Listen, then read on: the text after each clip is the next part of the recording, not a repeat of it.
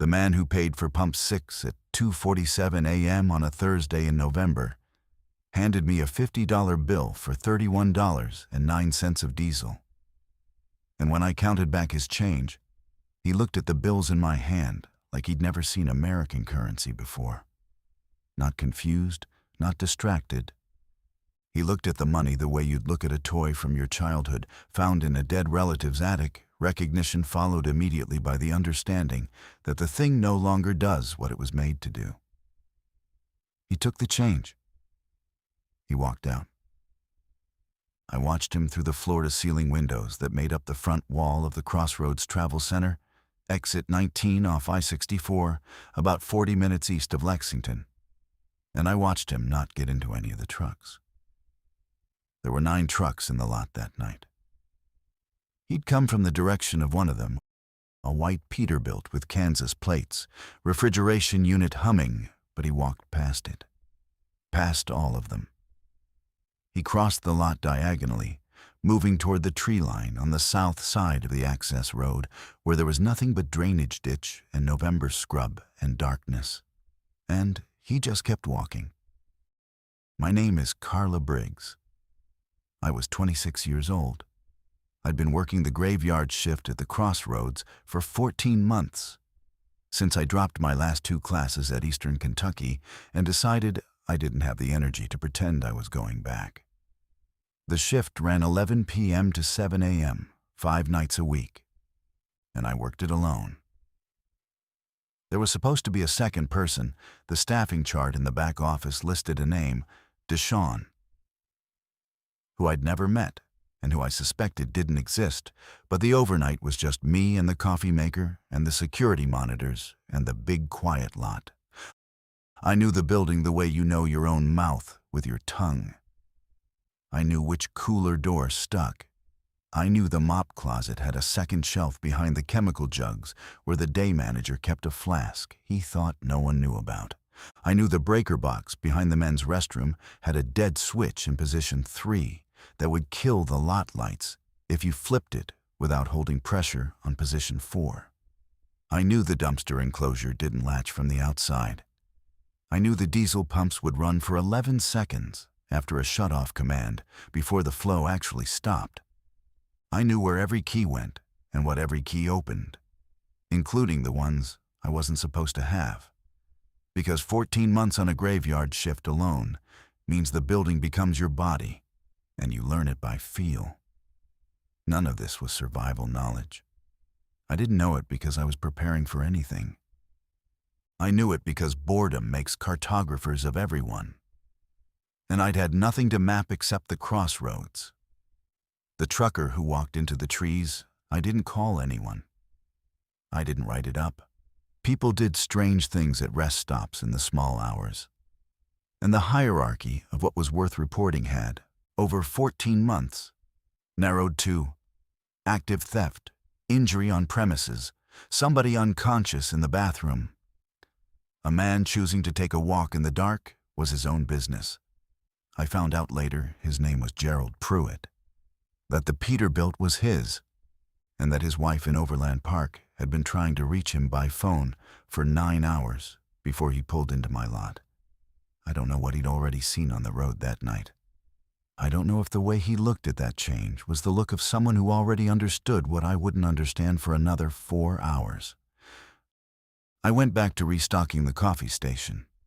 Ethiopian blend in the left carafe, Colombian in the right. Decaf in the back one, nobody touched. The lobby floor was clean, the bathroom supply closet was stocked. The hot dog rollers were off because nobody bought hot dogs between midnight and 5. I had a paperback behind the counter, one of those thick fantasy novels with a map in the front, and I read 9 pages before the next customer came in. That customer was Rhonda Akers, who drove a Freightliner for a regional furniture chain and stopped at the Crossroads so regularly I knew her drink order.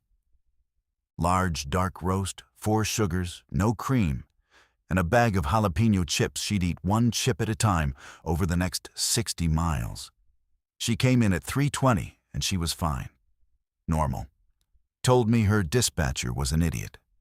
told me the westbound lanes past Moorhead had been dead empty for an hour, which he thought was weird for a Wednesday night, but not weird enough to worry about. Empty westbound lanes. That was the second thing I didn't register. The third thing I didn't register was the radio. I kept a small clock radio behind the counter tuned to a Lexington AM station that ran overnight talk shows, conspiracy stuff, mostly, which I didn't believe but which had the right cadence for background noise. Sometime around 3 a.m., the programming had cut to a long, static hiss, then came back as an automated loop of the emergency alert system tone. I'd heard test patterns before. I turned it down. 3 things. The man who walked away from his own truck. The empty highway. The emergency tone I muted because it interrupted my quiet. I think about the weight of those 3 things constantly. How light they were in my hands. How I set each one down. By 4 a.m., I had 11 rigs in the lot, and 3 personal vehicles, a minivan, a red Civic with a busted muffler, and a black pickup with Virginia plates. The minivan belonged to a family I hadn't seen come in. They were parked on the Far East Side, engine off, interior dark. The Civic belonged to a man named Travis, who'd bought a Coke and asked if we had a working air pump for his front driver's side tire, which we didn't. The pickup I hadn't connected to anyone. Inside the building, Rhonda was gone. Travis was sitting in the corner booth of the diner section, which was closed and unlit, but which had chairs and tables and a wall outlet where he was charging his phone. A woman I hadn't seen come in was standing in the snack aisle, holding a bag of trail mix, without opening it or moving toward the register. She'd been standing there for at least 10 minutes. I noticed her because the security camera for aisle 3 showed her in the same position across 2 of my counterpass glances, once at 3:51 and again at 4:03. 12 minutes, same aisle, same bag in her hand. Not reading the label, not looking at anything else. Just standing. I almost called out to her. In 14 months, I developed a set of instincts about who was shoplifting, who was lost, who was working up the courage to ask for the restroom key, and who was having a private crisis they didn't want witnessed. The woman in aisle 3 fit none of those patterns. She fit the pattern of a person waiting for a specific time to arrive, except her body had no tension in it, no fidgeting, no checking a phone. I decided she was exhausted. Road hypnosis. People sometimes got a version of it after a long night drive where they'd stop, walk into a building, and their body would just halt, the way a laptop freezes still on, still lit, but not processing. I went back to my book. At 4:15, the front door chimed, and 2 men came in together, mid-40s, both wearing the rumpled uniform of long-haul hours. The taller one went straight to the coffee station. The shorter one came to the counter and asked me if I'd heard about Louisville. "What about Louisville?" I said. "Don't know exactly. My buddy's got a CB and there's a lot of chatter. Something about the hospitals being full. National Guard, maybe." "Full of what?" He shrugged. "Sick people, sounded like. Could be nothing. Talk radio's been down for an hour, though. You got a TV in here." We had a TV in the diner section. An old one, mounted high on a wall bracket, connected to an antenna because the Crossroads owner was too cheap for cable. I found the remote in the hostess stand drawer and turned it on. Travis looked up from his phone. The tall man brought his coffee over. We all stood there. 2 of the Lexington stations were showing the EAS color bars with a scrolling text band. The third was running a live broadcast shaky camera. A reporter standing in front of what I recognized as the University of Kentucky Hospital on Limestone. There were police vehicles behind her, lights going and a crowd behind a barricade.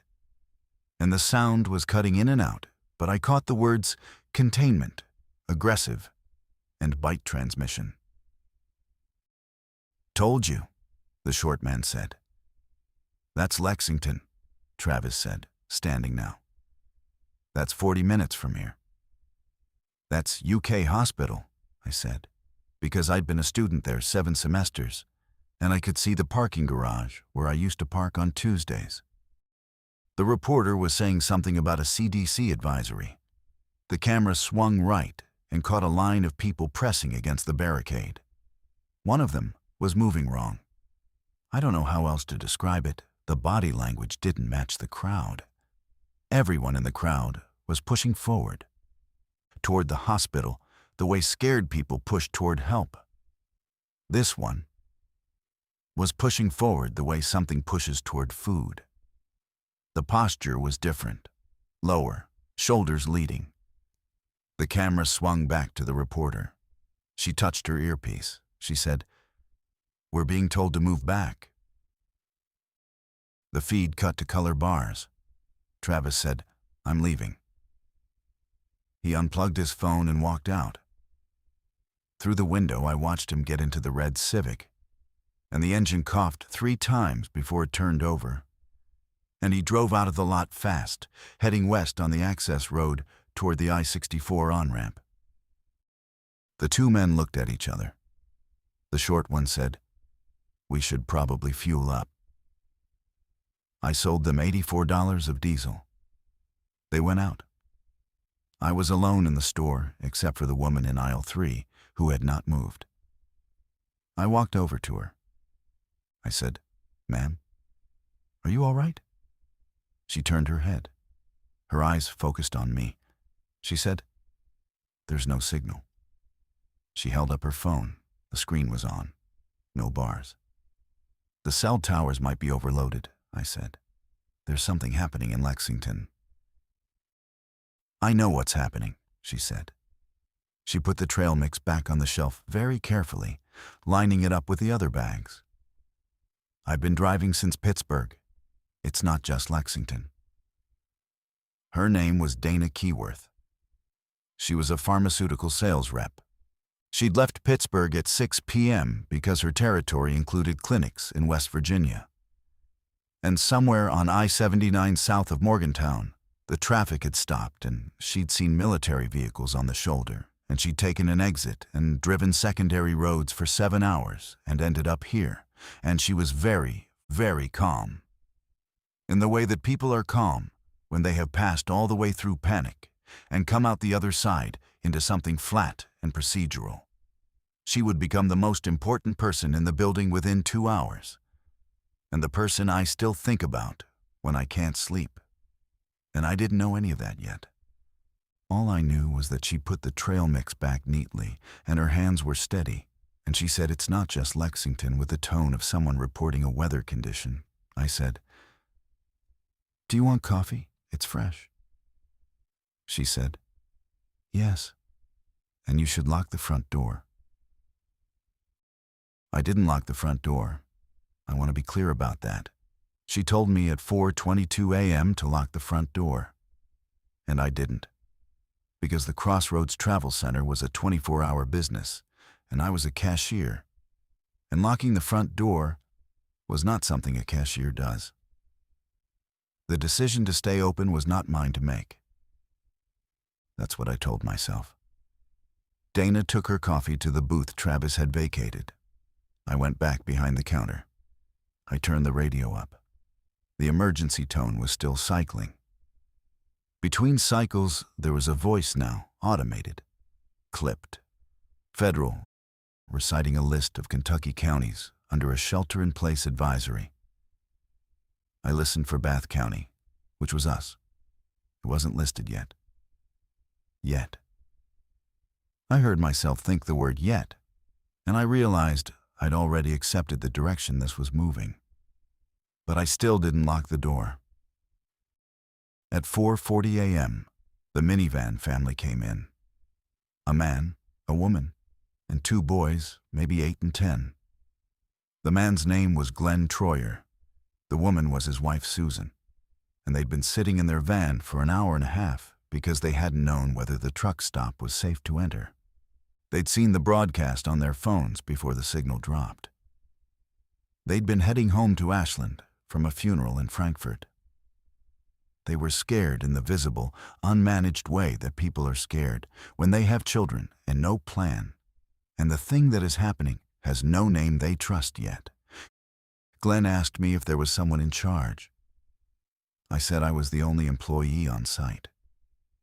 He looked around the building at the diner section, the aisles, the hallway leading to the restrooms, and the back stock room, and I could see him measuring it, assessing it the way you assess a room at a motel. Doors, windows, how solid, how temporary. "Is there a back exit?" he said. "Two. One through the stockroom, one through the kitchen. Both have crash bars." "Do those lock from inside?" "The stockroom one does. The kitchen one has a padlock hasp on the outside, but I don't have the key to it." I did have the key to it. It was on the ring in my pocket with every other key the day manager didn't know I'd copied. I said I didn't have it because I was still operating inside the logic of my job. And my job didn't include giving a stranger an inventory of the building's security. Susan Troyer sat down with her boys in the diner booth nearest the wall outlet. The younger one was asleep on his feet. She arranged him on the booth bench and covered him with her coat, and the efficiency of the motion, the automatic maternal engineering of comfort from nothing, made my chest ache in a way I wasn't prepared for. I need to describe the building now, because the building is the story. The Crossroads Travel Center was a single-story commercial structure, roughly L-shaped. The long arm of the L was the retail floor. Front entrance with glass double doors, 6 aisles of road snacks and travel supplies, a front counter with a register and tobacco case, the coffee station, and the diner section in the back left. The short arm of the L was the service corridor. Men's and women's restrooms, a utility closet, the back office, the stockroom, and behind the stockroom, a loading bay with a roll-up door that faced the back lot. The kitchen was technically part of the diner section, but had its own exterior door on the building's west side. Windows. The entire front wall was glass. The diner section had 4 windows along the south side.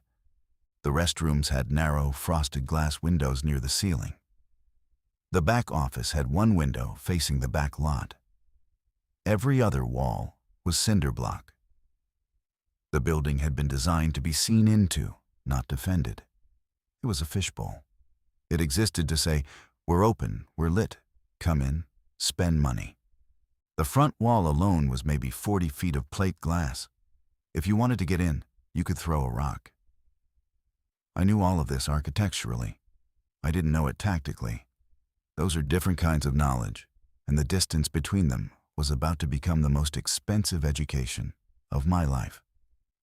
At 4:55, 2 more truckers came in, a woman named Pat, who drove for a livestock transport company, and a man who never gave me his name, but who had blood on his right boot. Not a lot, a smear on the toe. He saw me looking at it and said, "Ran over something on the road. Deer, I think." He didn't think it was a deer. I could hear the not thinking in his voice. There were now 9 people in the building, me, Dana, Glenn, Susan, the 2 Troyer boys, Pat, the man with the bloody boot, and a trucker named Haskins, who'd been asleep in the second booth and woke up when the Troyers came in, and who I'd forgotten was there because he'd come in at midnight and hadn't said a word in 5 hours. 9 people. The population of a building designed to process transactions, not sustain lives. And every one of them was looking at me not because I had answers, but because I was standing behind the counter. And the counter was the front of the room. And the front of the room is where the person in charge stands. I wasn't in charge. I want to be very precise about that. I was a cashier making $11.60 an hour. I had no training in emergency management. I had no weapon. I had no authority beyond the ability to operate the register and make coffee and tell people which restroom was which. But I was the one who knew where the breaker box was. I was the one who knew the door codes. I was the one who had the keys. Authority doesn't get elected or appointed in a room full of strangers at 5 a.m.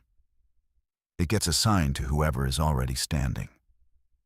At 5:09 a.m., the cell signal came back for about 90 seconds. Every phone in the building chirped simultaneously, a sound like a flock of mechanical birds, and everyone lunged for their device. Glenn got a text from his brother in Ashland. 3 words, "Don't come home." Susan got an automated alert from the boys' school district. All facilities closed until further notice. Pat got nothing. Dana got a voicemail she listened to with her hand over her other ear. And when she was done, she put her phone face down on the table and didn't speak for a long time. I got a text from my mother in Irvine, 22 miles south. "Baby, are you safe? Is your store open? Don't let nobody in if it's bad. Call me." I tried to call. The signal was already gone. I tried 6 more times over the next 2 minutes, listening to the silence where a ringtone should be. And each failed attempt rearranged something inside me. My mother was 22 miles away. My car was in the lot. I-64 east to the Mountain Parkway, and then south on 89. I'd driven it 500 times. If I left now, I could be there in 30 minutes. If I left now, there would be no employee in the building. No one who knew the door codes or the breaker box or where the first aid kit was, or how to shut off the diesel pumps from the interior panel. I put my phone under the counter. I made a fresh pot of coffee. These 2 actions were the same action. I chose the building over my mother, and I dressed the choice up as a task so I wouldn't have to look at it directly. That was the first tab I opened in the ledger I'm still carrying. It is the largest. At 5:15, the man with the bloody boot, I never got his name. And I've stopped trying to assign one because namelessness is part of his weight, went to the front window and said, "There's somebody in the lot?" We all looked. Under the sodium lights, between the rows of parked rigs, a figure was walking. Not toward the building, not toward a truck. Walking the way Gerald Pruitt had walked laterally, without destination, body moving but navigation absent. The figure crossed from one pool of light to the next, and in the second pool, I could see it was a woman in a hospital gown, bare legs, no shoes, moving at the speed of someone who had forgotten that walking was supposed to take you somewhere. "She's hurt," Susan said. "She's not hurt," Dana said from her booth. She hadn't stood up. She hadn't looked. "She's turned." The word landed in the room like a brick thrown through a window. Turned. Not sick, not confused, not a medical term. Dana had chosen a word that contained a verdict. And every person in that room understood the verdict instantly, even though none of us had used that word before. Turned meant the thing you were was over, and the thing you are now is the thing we saw on TV 40 minutes ago. "You don't know that," Glenn said. "I drove through 200 miles of it tonight," Dana said. "I know what it looks like." The woman in the hospital gown reached the far edge of the lot and walked into the drainage ditch and kept walking. We watched her disappear into the dark on the south side the same way Gerald Pruitt had. The lot was quiet again. Pat said, "I should get in my truck. My cab locks. I've got food for 2 days." "Your truck's a metal box with glass on 3 sides," Haskins said. It was the first thing I'd heard him say. His voice was deeper than I expected and very tired. "You're safer in here." "Safer isn't safe," Pat said. "Nothing's safe. Safer is the only word left." I listened to this exchange and realized that the negotiation had begun, the negotiation that would define every hour that followed. Not the negotiation about infected or survival or what to do. The negotiation about what the building was. A truck stop is a place you pass through. You buy things, you use the restroom, you leave. It has no social contract beyond the transaction. But if it becomes a shelter, if the passing through stops, then the building needs rules, and rules need authority. And authority needs either consent or force. And none of those things were on my shelf between the beef jerky and the phone chargers. I think we should figure out what we have, I said. Nobody disagreed. So I did the only thing I knew how to do. I took inventory. Inventory is the language of a truck stop. Every product has a count, a price, a shelf location, and a reorder threshold. I had done this work 3 times a week for 14 months, and I could do it in my sleep. So I did it now, because it was the closest thing I had to a competent response. The Crossroads carried, on its shelves that night, approximately 340 bottled waters and sports drinks, 90-some canned or bottled sodas, roughly 200 packaged snack items across categories including chips, nuts, candy, jerky, and granola bars. The diner had a walk-in cooler stocked for a Friday lunch rush that hadn't arrived yet. Ground beef, cheese, bread, lettuce, tomatoes, condiments, a flat of eggs, and 3 cases of bottled water beyond what was on the retail floor. The stockroom had overstock: toilet paper, paper towels, cleaning chemicals, motor oil, windshield wiper fluid, and 2 pallets of energy drinks that were supposed to go out next week. There was a first aid kit behind the counter rated for minor injuries, Band-Aids, gauze, antiseptic, a cold pack. There were no firearms. There were box cutters in the stockroom and steak knives in the diner kitchen. The cash register held, at that moment, around $640. I wrote all of this on the back of a register receipt roll and taped it to the counter. I don't know why I included the cash amount. Force of habit. The cash register was still my responsibility, and my brain hadn't yet accepted that the money inside it had undergone the same transformation as the world outside is still present, still countable, no longer meaningful. But here's the thing. It was still meaningful. And this is the part I need you to understand, because it's the part that still keeps me awake. At 5:40 a.m., a man came in from the lot, late 50s, flannel jacket, driving a pickup with West Virginia plates, and he went straight to the cooler, grabbed 4 cases of bottled water, stacked them on the counter, and said, "How much?" $23.96, I said, because that's what 4 cases of water cost. I said it automatically, the way you say bless you when someone sneezes. He paid. He carried the water out. He put it in his truck. He drove away. Haskins watched this happen and said nothing. Dana watched this happen and said nothing. Glenn, who was sitting with his family, looked at me with an expression I couldn't read at the time, but can read now. It was the expression of a man who had just watched someone enforce a system that no longer existed and didn't know whether to be comforted or alarmed. 15 minutes later, 2 young men came in together, early 20s, University of Kentucky sweatshirts, the kind of road-rattled energy that meant they'd been driving all night. One of them went to the snack aisle. The other came to the counter. "Hey, so is that stuff free now? Like, given the situation?" "It's not free," I said. "Everything's priced. But like, the world is ending. The register's working. The lights are on. Nothing's free." He stared at me. His friend came up with an armful of jerky and chips and energy drinks. They paid. $31 and change. They sat in the diner section and ate and drank and charged their phones on the dead outlet, and I didn't tell them the outlet only worked when the diner's breaker was on, because I was annoyed, and pettiness was the only emotional channel available to me that didn't involve screaming. Here is what I was actually doing, and I didn't understand it at the time. I was keeping the store a store. I was maintaining the transaction. As long as people paid for things, the social physics of the building held. There was a counter and a cashier and a price and a customer. Everyone knew their role.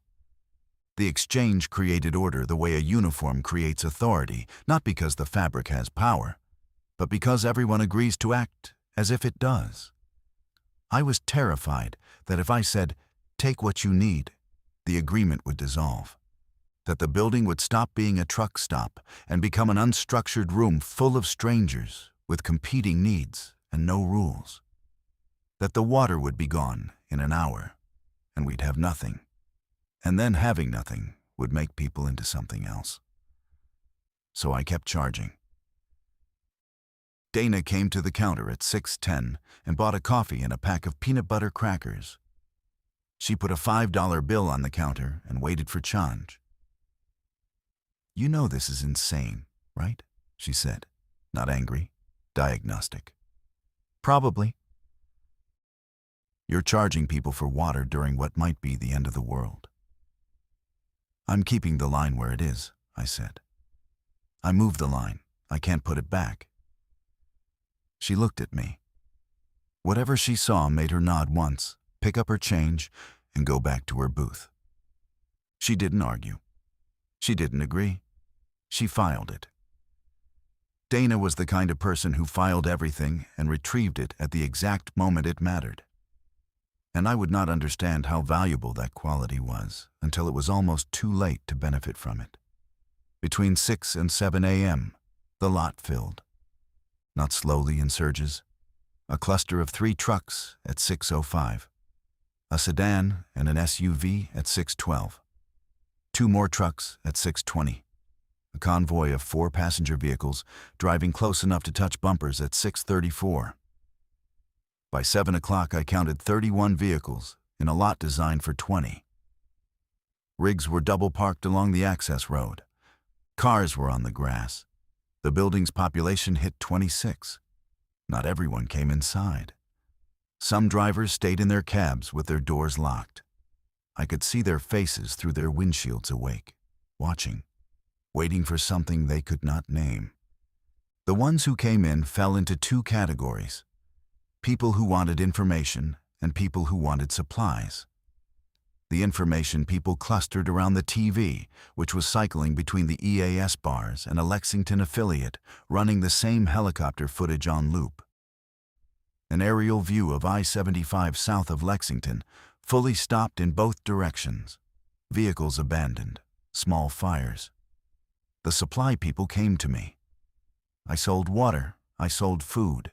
I sold phone chargers and batteries and travel blankets and the cheap first aid kits from the automotive aisle. I sold 2 flashlights. I sold a man a hunting knife from the locked case, $64, and my hands were steady while I made the transaction and shaking the moment he walked away with it. The register climbed past $2,000, then 3. At some point, I stopped counting. A woman came to the counter with 2 armfuls of supplies, water, crackers, canned nuts, everything she could carry. And when I rang it up, the total was $114, and she said she only had 40 in cash, and did I still take cards? The card reader was connected to a network that was connected to a bank that was connected to a system that might or might not still be running. I swiped her card. The reader thought about it for 12 seconds. It approved. She cried, not about the crisis, about the fact that the mundane electronic handshake between her debit card and her bank account and wherever she was from had still functioned. And that tiny continuity, that last synapse of the old world firing correctly, broke something open in her that the helicopter footage hadn't. I understood completely. I'd been holding on to the same continuity with both hands for 2 hours. Glenn Troyer came to the counter while the diner section filled up behind him. His boys were awake now, eating granola bars Susan had paid for. "Carla," he said. He'd read my name tag. "I think you need to start thinking about this differently. I'm aware. You've got 30 people in a glass building with no weapons and no communications, And you're running a cash register. I know what I'm running. You have to stop selling and start rationing. There it was.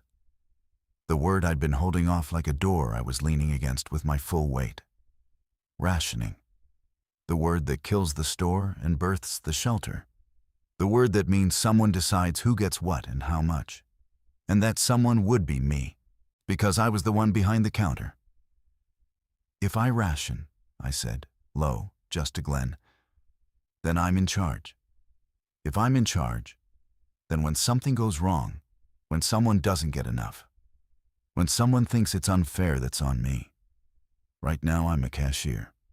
Everyone's equal at a register. Everyone's not equal, Glenn said. I've got 2 kids. He was right. The register was a fiction. A useful fiction, maybe the most useful one I'd ever maintained, but a fiction. A can of mixed nuts costs the same $4.99, regardless of whether the buyer is a trucker with a full tank or a 10-year-old whose parents have $40 left. The price is fair, and the price is brutal. And the price is the thing that lets me not decide who matters more. Glenn waited. I could feel the other eyes in the room, some watching openly, some pretending not to. I reached under the counter and turned the register off. The little screen went dark. The drawer stayed closed. Okay, I said. Nothing's for sale anymore. The room got very quiet. Then Haskins, from his booth, said, "So who decides?" "I do," I said, "because I know what we have and where it is and how long it lasts." I said it like I meant it. I think I did mean it. What I did not say was the thing I felt in the marrow of my hands as I pulled them away from the dead register. That I had just picked up something I did not know how to put down. The first 3 hours of rationing were the easiest 3 hours because they were organized by the simplest possible principle. Children first, then everyone else in whatever order maintained quiet. I distributed water in 16-ounce bottles, 1 per person per period, with periods marked roughly by the clock on the diner wall. Food was packaged snacks distributed from behind the counter in portions. I eyeballed a packet of crackers, a handful of jerky, a granola bar. It wasn't nutrition science. It was a lunch line. Dana organized the diner section into something resembling a floor plan. Families along the south wall, solo travelers along the north, truckers rotating between the building and their cabs. She did it without being asked and without announcing she was doing it. She simply walked up to people, spoke quietly, and they moved. I watched her do this the way you watch someone play an instrument you can't play, with the admiration that contains a small, hot coal of envy. She had the gift of moving people without making them feel moved. By 8 a.m., the TV was showing us what we were in. The Lexington affiliate had regained its live feed, and what it showed was not the careful framing of the earlier broadcasts. It was raw. A field camera at a National Guard checkpoint on I-75 near Richmond, maybe 30 miles south of us, showed a line of vehicles being processed. Soldiers in full gear. People being examined, one at a time. And beyond the checkpoint, in the stopped traffic, figures moving between the cars, not walking around the cars, moving to the cars, testing handles, pressing against windows. The camera operator zoomed in on a man in a denim jacket. Face wrong, mouth wrong, hands flat against a minivan's passenger window with a patience that was worse than frenzy. The thing about the infected that the broadcasts hadn't prepared us for was the patience. They didn't always run. Sometimes they just stood at the barrier between them and you and waited. And the waiting was worse because it suggested a kind of problem-solving, a dim mechanical persistence that meant they would not leave. Someone in the diner section turned off the TV. I didn't see who. Nobody turned it back on. The building settled into a strange equilibrium, People spoke in low voices. The Troyer boys drew pictures on napkins. Haskins slept. Pat went out to her truck and came back with a CB radio that she set up on the diner counter. And for 20 minutes, we listened to trucker traffic fragmented, overlapping, contradictory. The outbreak was in Lexington. It was in Louisville. It was in Cincinnati. It had been in Pittsburgh for 12 hours. The National Guard was setting up safe zones. The National Guard was pulling back. There were evacuation routes. The evacuation routes were compromised. Every voice was certain. No two voices agreed. At 9:15, a man came through the front door carrying a shotgun. The room went still with the particular stillness of a held breath. He was mid-30s, sunburned, wearing work boots and a canvas jacket. He stood just inside the door with the shotgun pointed at the floor, not threatening, not careless, just holding it the way a man holds a tool he's accustomed to. "I'm not here to cause trouble," he said. "My truck's out of gas on the westbound shoulder half a mile out. I've got my wife and my sister in the cab. I need fuel or I need a ride." 26 people looked at me. I said, "The pumps are still on. I can authorize a fill from inside. You can bring a container or pull your truck in if it'll start." "It won't start. Fuel line's dry. We've got a 5-gallon diesel jug in the stockroom. I don't know if your truck runs diesel." "It's gas." "Then I don't have a container that works." He stood there. The shotgun stayed at his side. Dana said from her booth, "There are gas cans in most of those trucks outside. Someone with a rig that carries a spare might lend one." The man with the shotgun looked at Dana. Dana looked back with the level, undisturbed gaze of a woman who had been selling pharmaceuticals to skeptical rural doctors for a decade and had learned that flinching was a negotiation tactic she couldn't afford. "I'll ask around the lot," he said. He left. He came back 30 minutes later with his wife and his sister and a full gas can borrowed from a trucker named Wallace, who I'd sold coffee to at midnight. The man's name was Craig Dutton. His wife was Bev. His sister was Annette. They joined the room and the population hit 29, and the shotgun leaned against the wall beside the men's restroom door. And I watched it the way you watch a new variable in an equation you're already struggling to balance. By noon, the factions had formed. I don't mean there were arguments or confrontations. I mean the room had organized itself into gravitational clusters, based on what each cluster believed was still real. And the clusters were pulling apart. Group 1, the truckers. Haskins, Pat, Wallace, and 2 others whose names I didn't catch. They believed the infrastructure was still functioning somewhere. They believed the highways would reopen. They believed their companies would contact them. They wanted to wait. Group 2, the families. Glenn and Susan, the Troyers boys, Bev and Annette, and a couple with a teenage daughter who'd arrived at 10 a.m. from Moorhead. They believed the government was coming. They'd heard the broadcast about checkpoints. They wanted to stay until help arrived. Group 3, Craig Dutton and 3 solo travelers, younger, male, restless. They believed help wasn't coming. They wanted to take what they could, fuel up, and drive south toward a rumored military safe zone in Berea. Group 4 was Dana, and Dana was a group of 1. Dana believed the building was adequate until it wasn't, and that the decision to stay or leave should be based on data, not hope.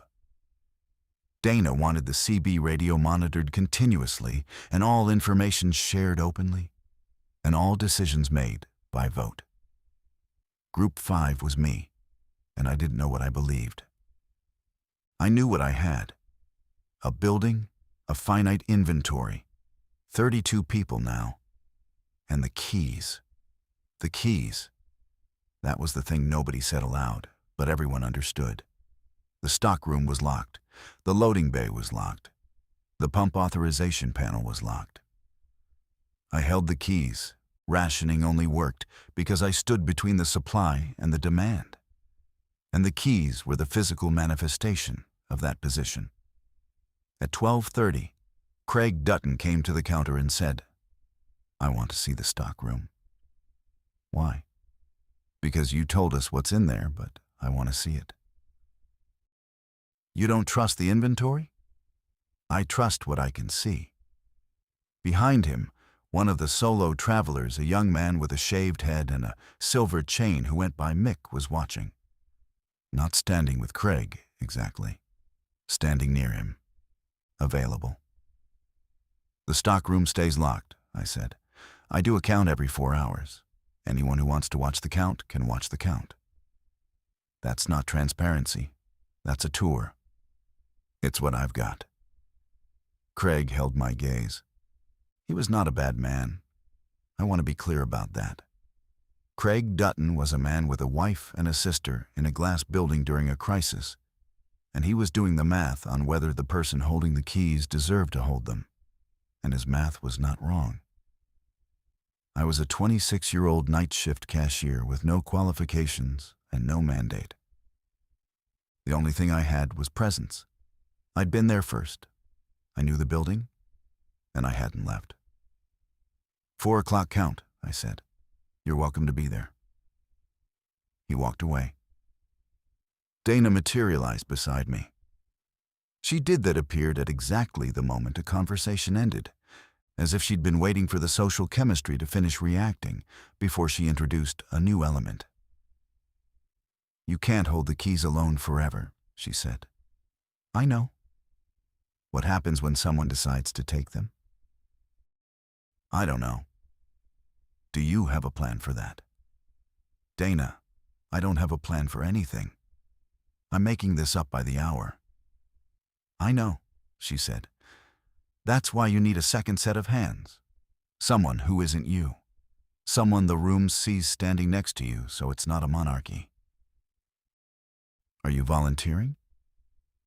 I'm a pharmaceutical rep from Pittsburgh who's been here for 8 hours. I have no stake in this building and no history with anyone in it.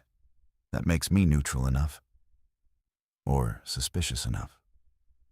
Same thing in a room this small. I gave her the key to the kitchen. Not the stockroom, not the loading bay, the kitchen. It was a test, and she knew it was a test. And she took the key and said, I'll do a food inventory and put together a meal schedule. Real meals, not granola bars. She walked into the kitchen, and I heard her opening cabinets, and I felt, for the first time since 4 a.m., the slight easing of a weight redistributed across a second pair of shoulders. The afternoon was quiet. Dana cooked.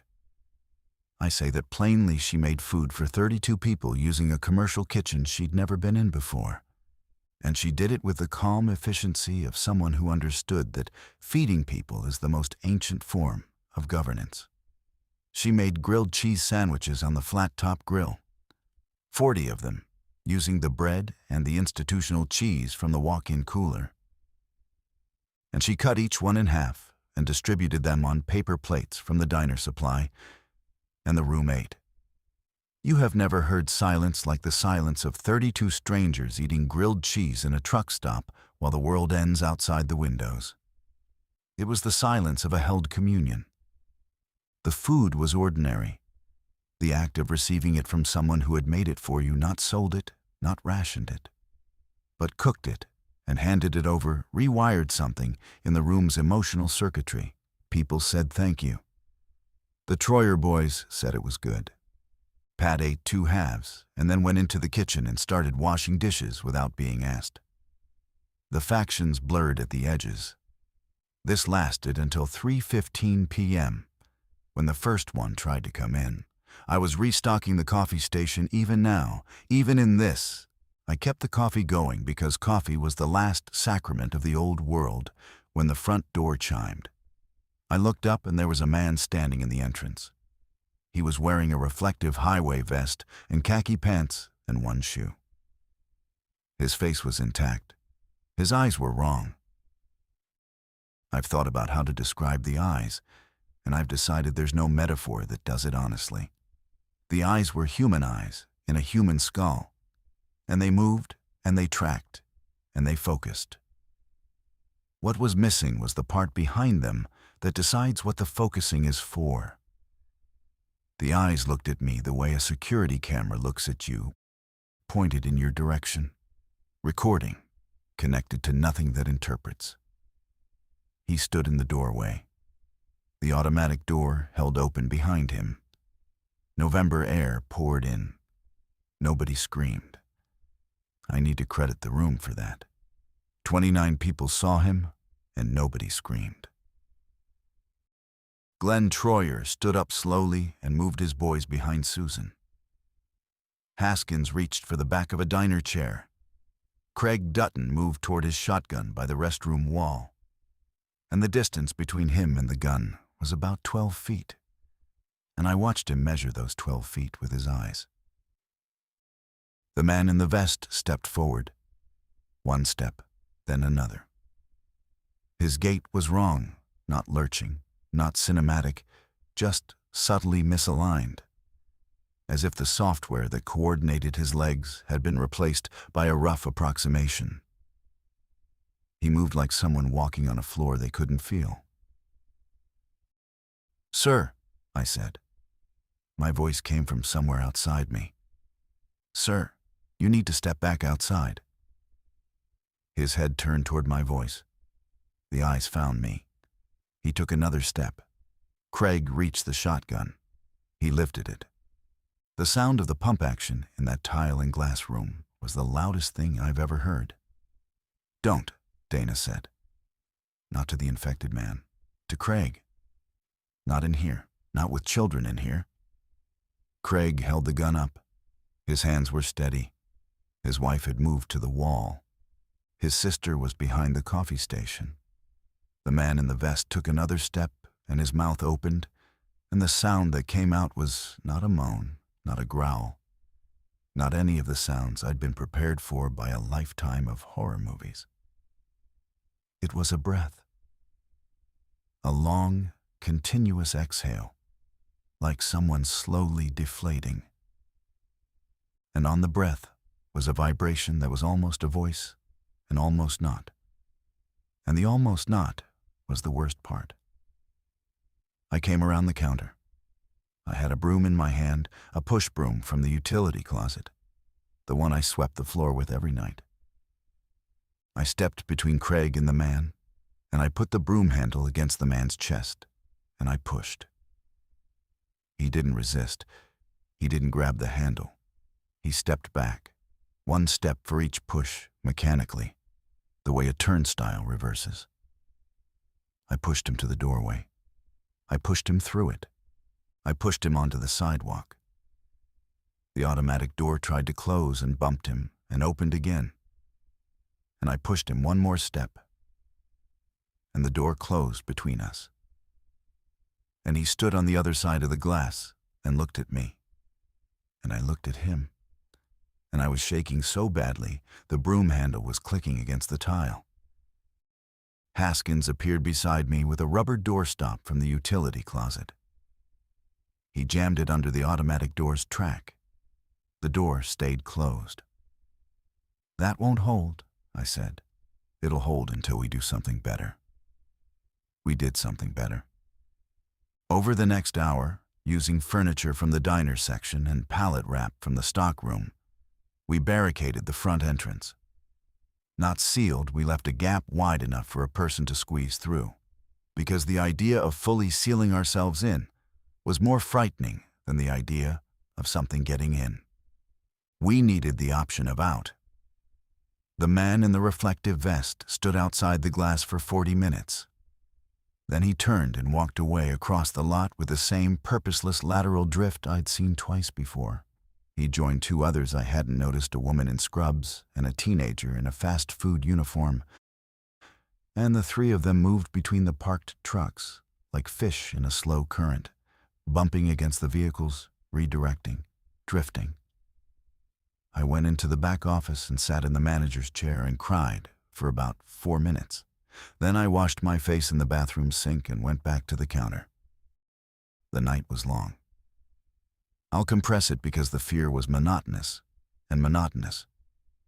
Fear is a liar. It pretends nothing is happening while it eats you from the inside.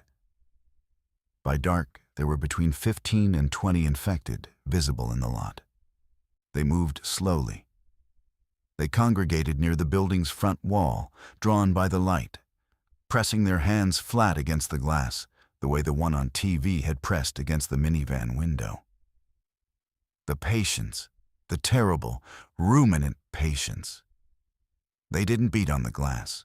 They leaned on it. We killed the front lights.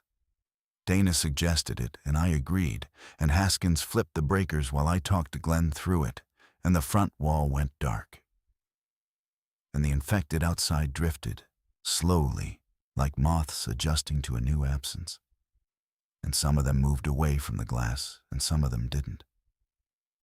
We kept the diner section lit, blinds down. The kitchen lights stayed on. The stockroom stayed dark. People slept in shifts, some in the booths, some on the floor on flattened cardboard from the stockroom. The Troyer boys slept in a nest Susan built from travel blankets I'd been selling for $14.99 16 hours earlier. At 11 p.m., almost exactly 24 hours since my shift started, the glass cracked. Not shattered, cracked. A single fracture line running diagonally across the lower third of the front wall's center panel, caused by the cumulative pressure of 4 or 5 infected, leaning against it simultaneously. The crack was audible. Everyone heard it. Everyone looked. Craig Dutton said, "We leave, now, tonight. My truck, Wallace's rig, the Moorhead family's SUV. We fuel up, we convoy south, we find the checkpoint." "In the dark," Pat said, "with those things in the lot between us and the vehicles. The alternative is waiting for that glass to go. The alternative is moving to the back of the building and barricading the corridor. And then what? Wait for the food to run out in a windowless hallway?" This was the argument I'd been dreading since noon. Not because either side was wrong, but because both sides were right, and the building couldn't hold both truths. Staying was rational until a glass broke. Leaving was rational until you looked at the lot in the dark.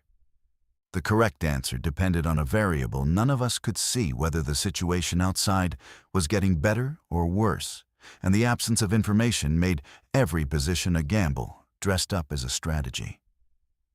I listened. I let them argue. I'm not proud of that. I let them argue, because I didn't have an answer.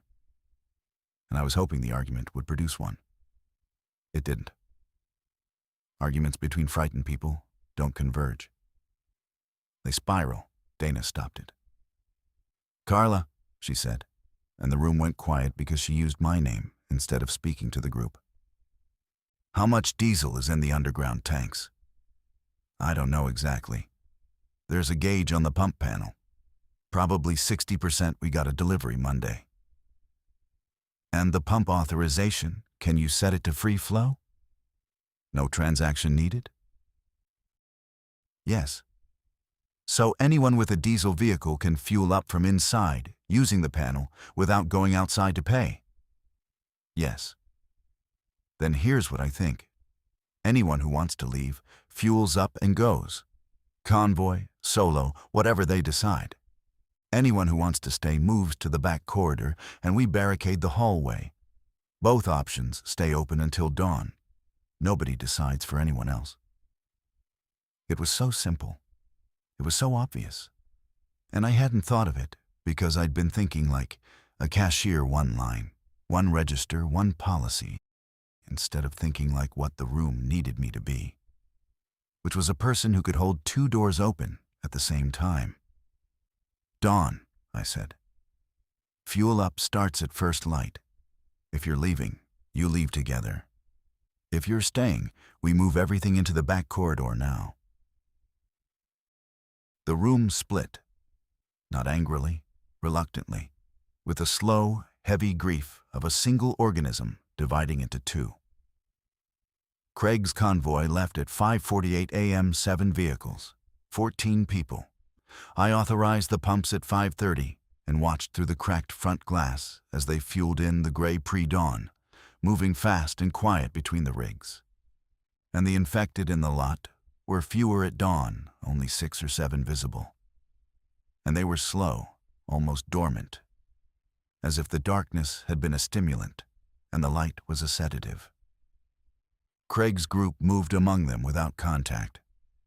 The infected turned toward the movement and began their drifting approach.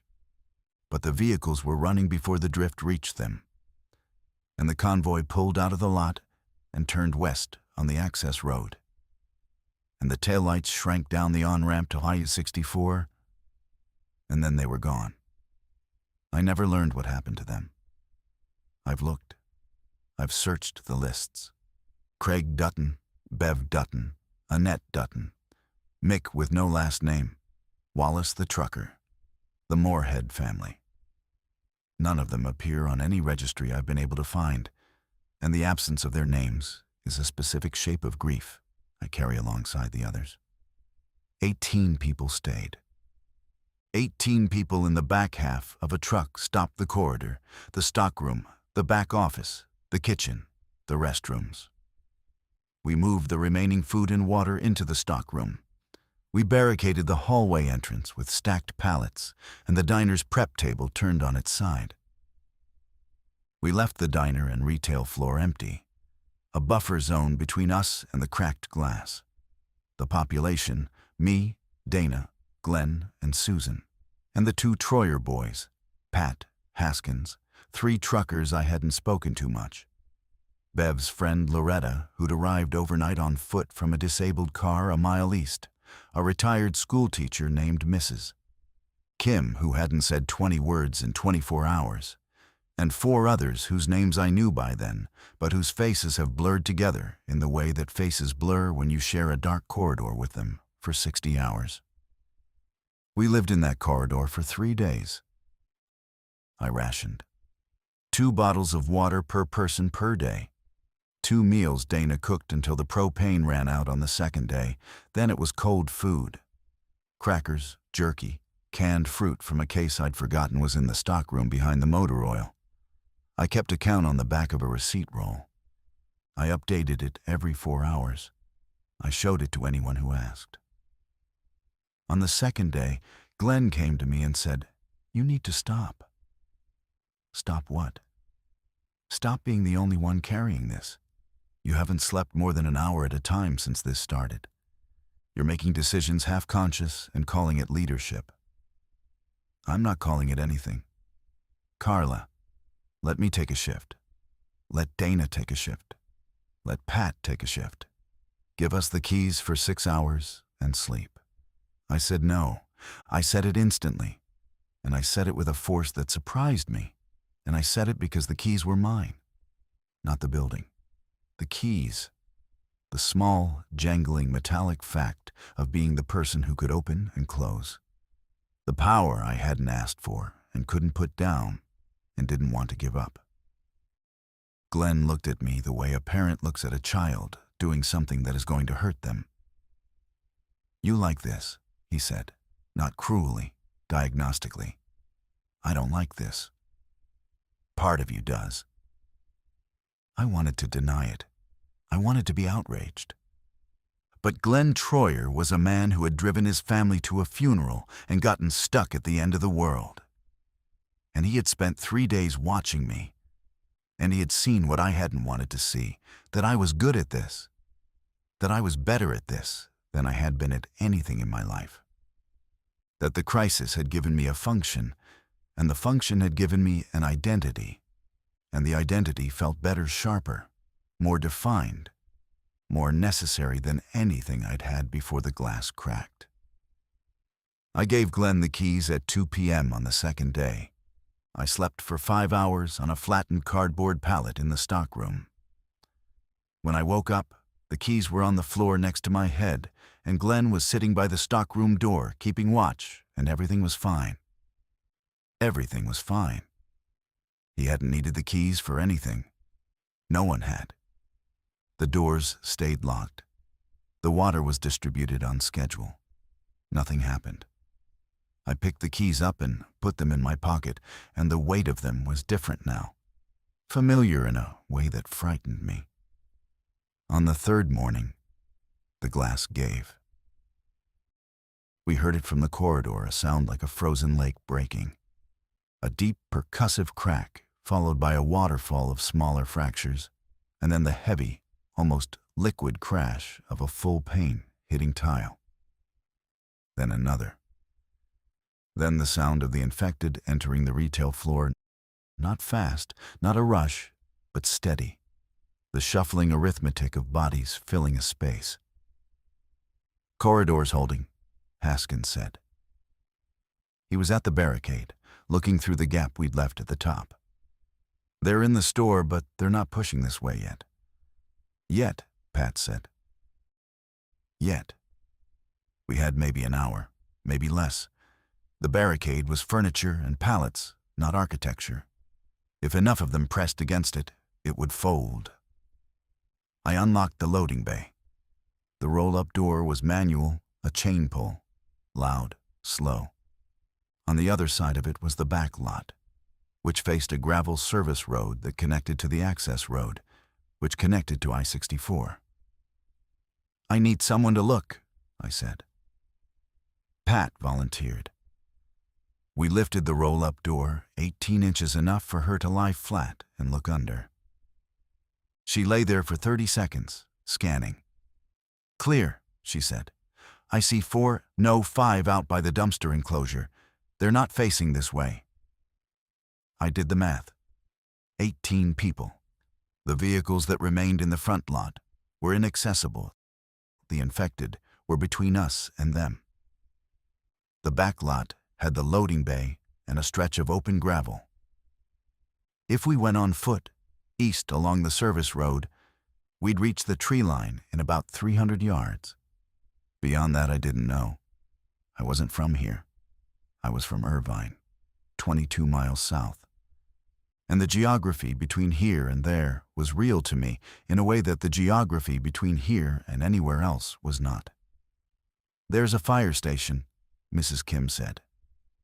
Everyone looked at her. She'd spoken maybe 50 words in 3 days.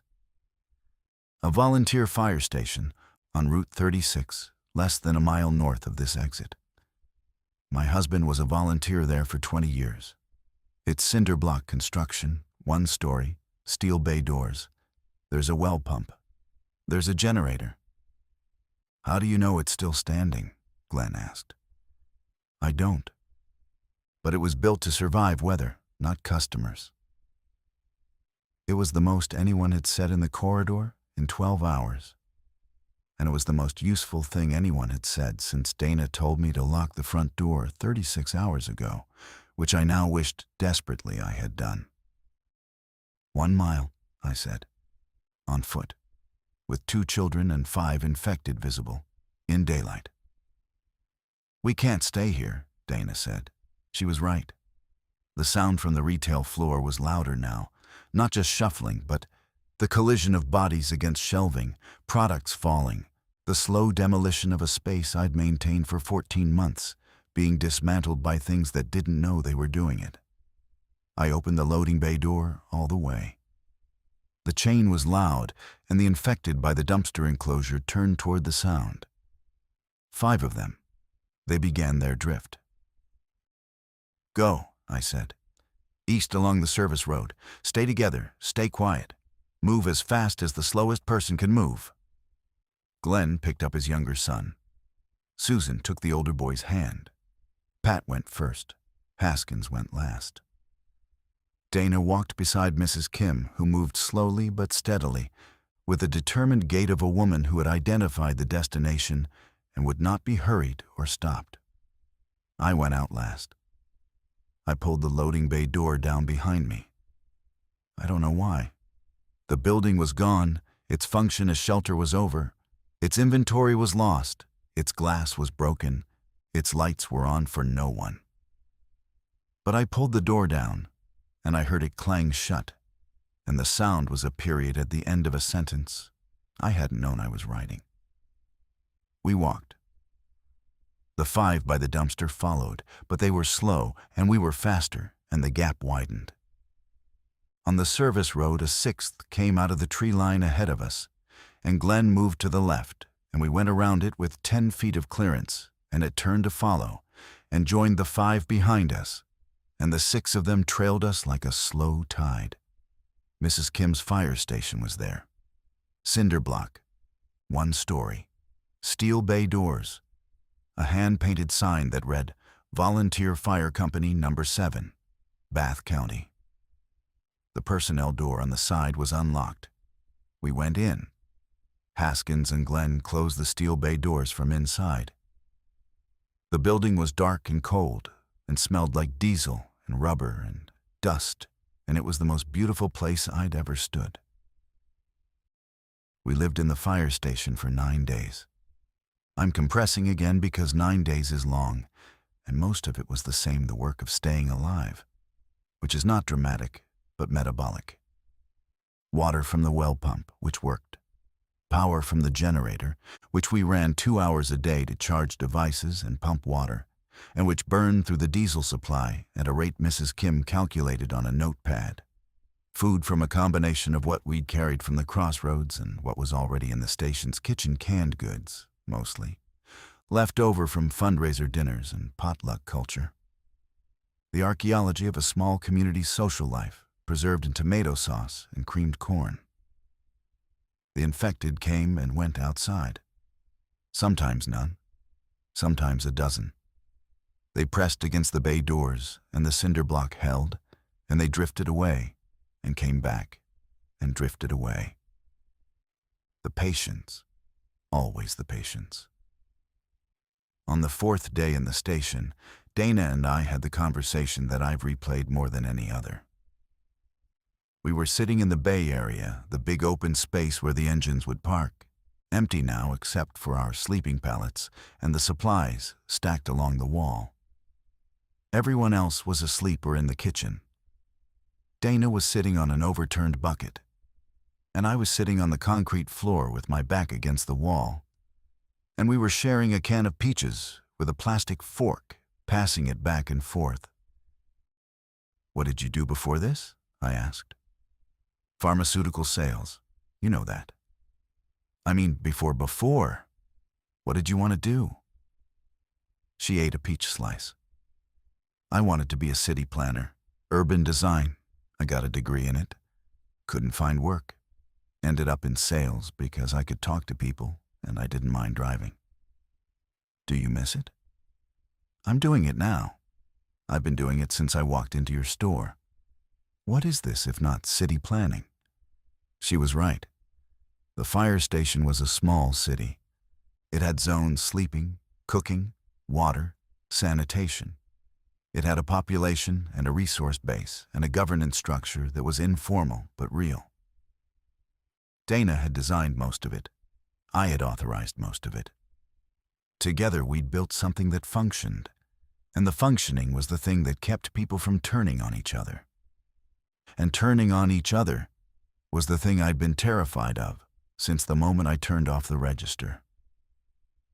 "Carla," Dana said, "when we get out of this, when there's somewhere to go, you should think about what you just did."